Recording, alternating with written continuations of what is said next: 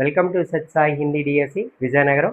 మరి లిఖిత కార్య అంటే ఏంటి, లిఖిత కార్య ఎన్ని రకాలుగా ఉంటుంది, లిఖిత కార్య మరి కక్షా కార్య और गृह कार्य में अंतर और समानताएं क्या क्या है అనేది చూద్దామా. लिखित कार्य అంటే అర్థం ఏంటి అంటే बालक जिन प्रश्नों का उत्तर बालक अपने अभ्यास पुस्तिका में लिख कर लाता है उसे लिखित कार्य कहते हैं. దాన్ని ఏమంటామా, లిఖిత కార్య అని అంటాం. పిల్లవాడు తన ఇంటి దగ్గర కూర్చొని ఏదైతే రాస్తాడో దాన్నే లిఖిత కార్య అని అంటాం.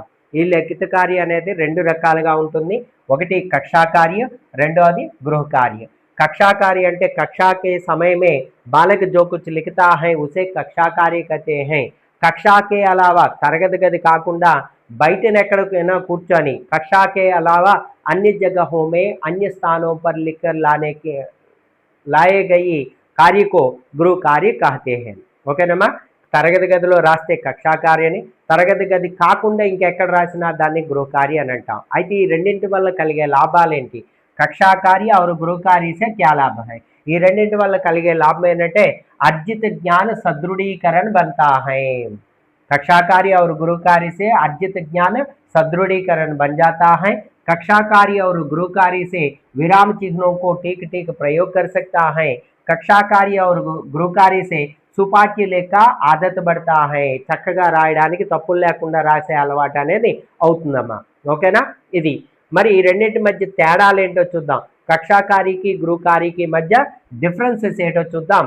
అందులో మొట్టమొదటిది ఏంటంటే कक्षा कार्य में समय कम होने के कारण कम मात्रा में दिया जाता है. गृह कार्य में अधिक समय होने के कारण अधिक मात्रा में दिया जाता है.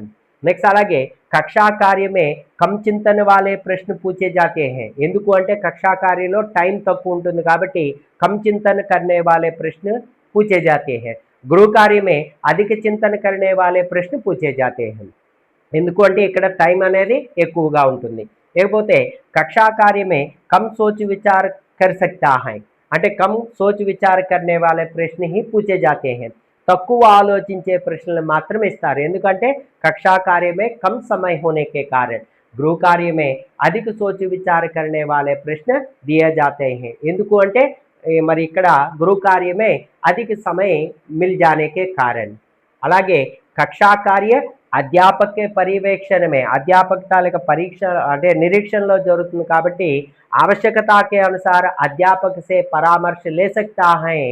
మరి लेकिन गृह कार्य में अध्यापक आवश्यकता के अनुसार परामर्श ना देता है లేదా పరామర్శ అధ్యాపక సే నా లే సక్తా హై అని చెప్పి మనం చెప్పొచ్చమ్మా. ఇది ఏంటి అంటే कक्षा कार्य और गृह कार्य.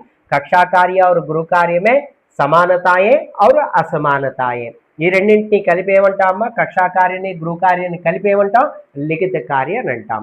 जो बालक अपने अभ्यास पुस्तिका में जिन प्रश्नों का उत्तर नकल ना करते हुए ఎవరిని కాపీ కొట్టకుండా రాసుకొస్తేనే దాన్ని మాత్రమే लिखित कार्य అని అంటాం.